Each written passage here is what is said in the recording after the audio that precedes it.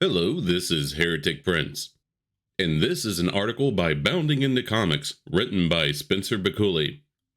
Headline: Bandai Namco localization teams admit they ordered Japanese devs to censor their female character designs. Well, we tell them that the cleavage is a bit too exposed, or the skirt is a bit too short. Is it just me, or does this sound like the overprotective conservative grandma from 1960s who's ultra religious? These people tell us about how progressive they are and how much they believe that women should be allowed to do with their bodies what they see fit, except dress in attractive or sexy fashion. No, then suddenly they sound like 1960s conservatives crying that some woman's dress is above her knees. Having absolute meltdowns and heart attacks if a woman is distinguishable from a man. No! God, please, no! No! No! No! I will admit, sometimes reading Spencer's stuff is kind of tough because, frankly, he covers it all so well that oftentimes I feel like I have nothing to add. But I'm going to try. Let's be frank. There is something fundamentally broken in an artistic medium when those in charge of its shepherding have begun to proudly censor and boast about censoring a giving artist's personal work. And this is true given the whole debate with the localizers and AI taking over for them. They were proudly announcing how they had changed things for a modern audience. But not just change, they would add things like mentioning the patriarchy, which had nothing to do with the anime, but they felt the need to shove it in there because they need their made-up devil to strike fear in the hearts of everyone. Lies in your house of God? No wonder he has abandoned you. Hey Alexa, remind me to set a reminder to tell Dan to bring the donuts to the next patriarchy meeting. He's missed out 2 weeks in a row. This time, he's out. I don't care what he says. Sadly, such is the case for the medium of video games, as the localizers responsible for bringing Bandai Namco's Japanese titles to the Western world. Puritanical censorship of said works, particularly of any sexy female designs therein, has become not just common, but an industry norm. I would say standard, and again, they do it proudly. Of course, there's nothing wrong with the men having muscles upon muscles. In fact, as a man myself, I enjoy that, because I want to play as a powerful and attractive character. But au contraire, mon frere, heaven forbid that a woman be attractive. And then if a woman is attractive, it is insisted upon that that person, that woman, is coded, aka stereotype, as not straight. In fact, people get very upset if it turns out that that character is straight. You want to talk about people having emotional meltdowns? Check out the whole Bayonetta fiasco. No, she can't be straight. She has short hair. It was absolutely priceless. Continuing on with the article. This unfortunate fact was recently confirmed by representatives from both Bandai Namco and Bandai Namco Europe during a recent interview given to the Japan Times. Matthias Sina asked for their thoughts on the local round of discourse surrounding English language localizers' ongoing self-important butchering of Japanese media. Senior localization manager Frank Gentry offered his support to this cultural imperialism and praised just how effective their censorship efforts have been, particularly regarding how Japanese game developers dress their heroines. Again, they are proud of this. They're proud of looking at Japanese artists and saying, no, it's immoral. You're misogynist. You're chauvinist. for making your female characters look that way. You don't live up to our moral code. And quite frankly, I think that the Japanese developers and artists are probably having a laugh at us. Like, how fucking weak must a population be to not be able to handle a pair of breasts? Prepare to be conquered in the name of Lord Slug. We love you, Jesus! What the hell is going on? Open fire. We tell them that the cleavage is a bit too exposed, or the skirt is a bit too short.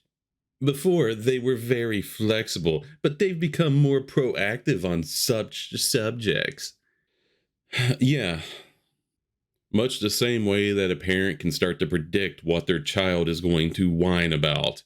Sorry, can I get my ale? It's just that I think I'm sobering up.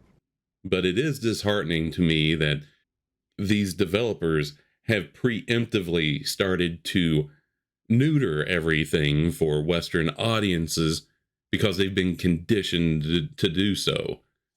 Well, we better cover everything up and make sure not to say anything that might be a little risque because the Westerners are too weak to handle it. Yet, despite this brazen admission from the company's European arm, Bandai Localization project manager Pierre Froger still believes, without a hint of irony, that localizers are working to ensure that the players, whichever country they're from, should understand and feel the same thing as someone playing in the original language. Quote, efforts have been made to understand the needs of the English-speaking world. Unquote. Boy, if that doesn't force a black pill down your throat, nothing will. Further, the project manager revealed that the most common changes asked for by Western localizers related to such topics as alcohol, politics, and religion. Well, I'm sure that we all know that any localization has to adhere to one political party and one specific religion, you know, like any good dictator communist country. Offering up an example, Forget asserted, when there are people dressed in black boots and big leather coats, in Europe that could bring to mind a Nazi uniform. Am I the only one who finds the desire to eliminate anything even remotely reminiscent of the Nazis from the history books and from media to be curious, to be a little, maybe even disconcerting? That was a pretty big part of the world's history. That the same people who make sure to call anyone who disagrees with them Nazis also want to remove the knowledge of Nazis. Continuing on with the article, from there, Forget closed out his time with Cena by reaffirming his belief that Bandai Namco localization efforts, at least those he has overseen, were all done in service to helping to create connections to Japanese culture and help Europeans discover its depth while respecting both the game and the player. No, if you want to respect the player, release the game as you had it. It's not respectful to infantilize somebody and act like they can't handle something that you can.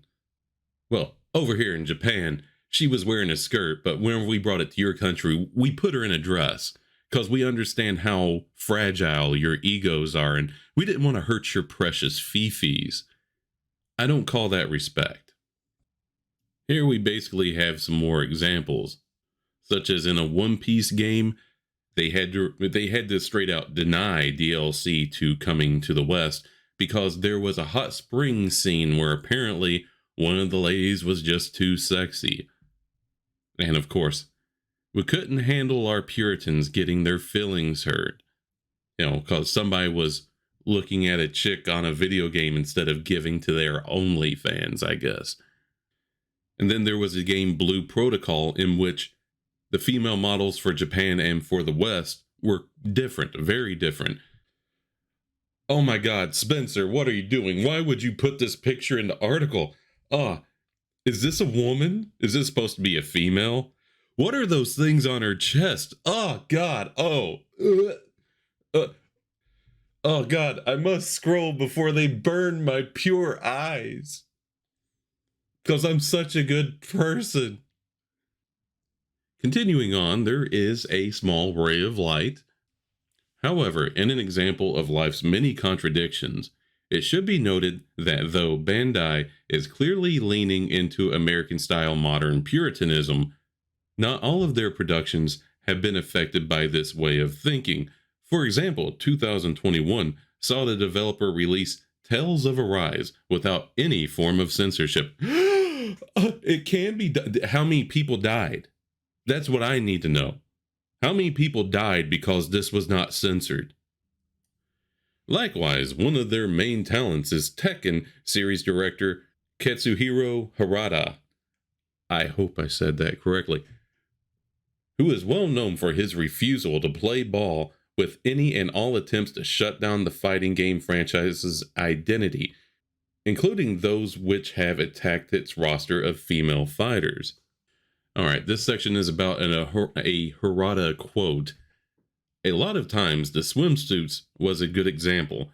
People who don't even play the game, that is the key. These people don't even play the games. They're just out to ruin it. They just want control. They just want to enforce their will over the game. People who don't even play the game, they maybe just hear that there are swimsuits in it, and then they say, whoa, you have these girls in sexy swimwear? What's wrong with you? You're such a chauvinist. But what they don't know is that it started off in the arcade and it's a season line, like you do for Christmas, Halloween, or whatever. And it's not just the women. Robots have them, Kuma, Panda, the male characters have swimwear. Oh, but that's okay, that's male power fantasy. It's not like we're trying to sexualize the female characters at all, but they don't go and look for that info before they criticize. So that is pretty frustrating. But what you have to understand is that if a female character is developed in any way whatsoever that a man his eyes might look at and think, I like that.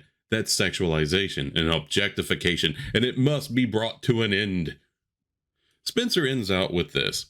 Thus, as of writing, it seems to be only a matter of time before Harada and likely members of his team find themselves as the company's sole island of artistic integrity.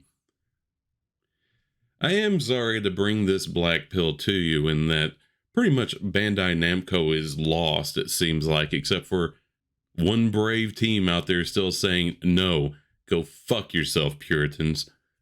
It makes me wonder, how normalized is this through the rest of the industry? Have Japanese developers just given up and they now, as soon as they start making the game, they know, okay, we gotta make 2 models, one for us and one for the piss crybabies who can't handle anything over in the West? You, dear listener, are welcome to leave a comment. Tell me what you think. Maybe even like and subscribe. And as always, thank you so much for listening and letting me share my thoughts with you.